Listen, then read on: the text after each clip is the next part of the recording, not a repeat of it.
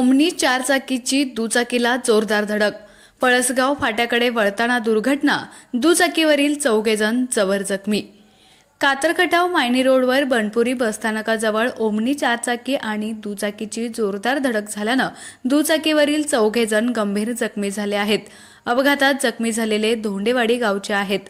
घटनास्थळावरून मिळालेल्या माहितीनुसार मारुती ओमनी MH11 AW 1052 विकळे तालुका खटाव ही चारचाकी मायनीकडून येत होती.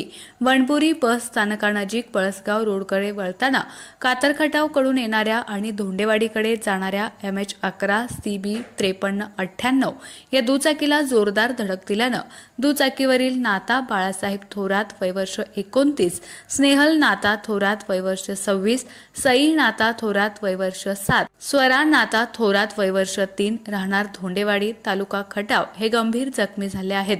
यांना पुढील उपचारासाठी वडूज येथे त्वरित हलवण्यात आले आहे. घटनास्थळी दोन्ही गाड्यांची धडक एवढी जोरात होती की दुचाकीचा चुराडा झालेला दिसत होता. अपघात झाल्यानंतर ओमनी चारचाकीतील चालकांनी घटनास्थळावरून पलायन केलं अशी चर्चा सुरू होती. पुढील तपास वडूज पोलीस स्टेशनचे पोलीस निरीक्षक घनश्याम सोनवणे यांच्या मार्गदर्शनाखाली हवालदार गणेश शिरकुळे आणि शिवाजी खाडे कामकाज पाहत होते.